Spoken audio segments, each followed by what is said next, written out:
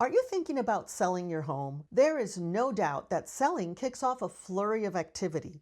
But before you list, it's important to understand how much it will cost you, right? Some surprises are fun, but surprise expenses are not. Let's talk about all the possible costs you may incur as a seller so that you budget accordingly. Some of these expenses might not apply to you, while others will. So, some of these expenses are based overall the age of your home, whether or not you hire it out or do it yourself, of course, the state of the market.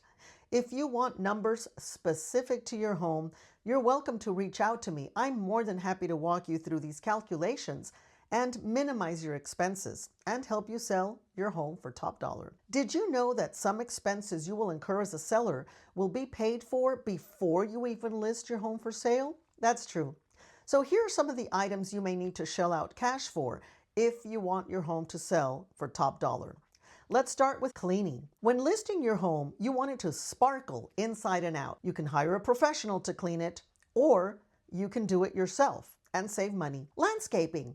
First impressions matter. The same is true for your home. You want to ensure your home has strong curb appeal. Spend a little time and money ensuring your home looks good, and it may include a fresh coat of paint for the front door, planting flowers, trimming trees, and topping up mulch or rocks. Repairs and maintenance. It is important that your home looks well maintained and cared for. If there are any repairs that you have been putting off till now, well, now's the time to make them.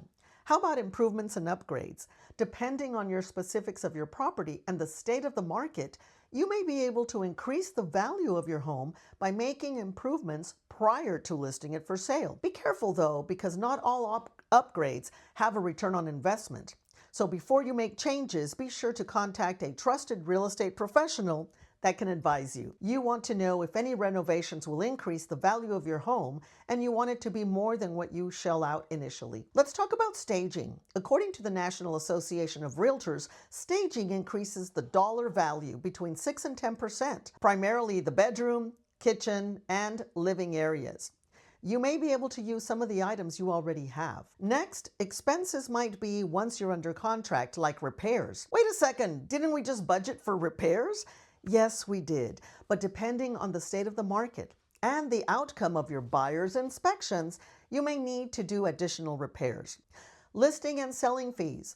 Typically, the seller will be responsible for paying fees to the listing brokerage upon closing. Each real estate agent is responsible for setting their own rate, so be sure you understand what the expense is in advance and what you can expect for that fee. Seller's concessions. Seller's concessions are costs that the seller agrees to pay for the buyer.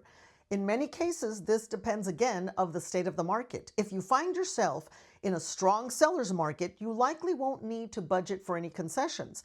On the other hand, if you're in a strong buyer's market, for example, there are more homes for buyers to choose from, you may offer to pay certain costs to entice a buyer to purchase your home. Let's talk about closing costs. These include title insurance, escrow, and/or legal fees depending on your market. Home warranty. In some cases, you may be asked to pay for the buyer's home warranty.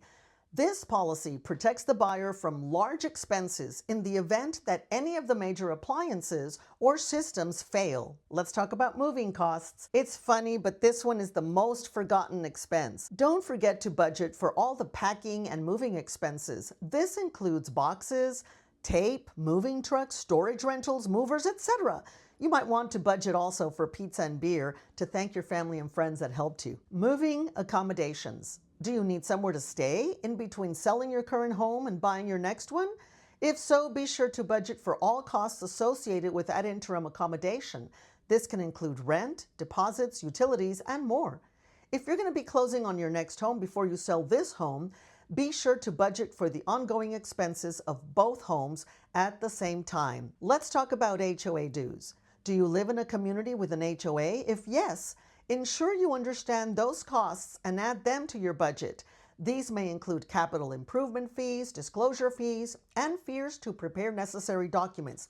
If you have any outstanding fines, you will also need to budget for those. Be sure to read your mortgage documents carefully. Is there a fee for paying off your mortgage early? Are there any other processing fees you will incur from your lender? Be sure to add those to your total. If you aren't sure, call your lender and they will be able to assist you. Keep in mind, you will also be required to pay taxes, utilities, insurance, mortgage, and HOA dues through the day of closing. So don't forget to include these in your budget. As mentioned at the beginning, the cost associated with selling depends with many factors. If you would like specific numbers to your home and your unique circumstances, please get in touch.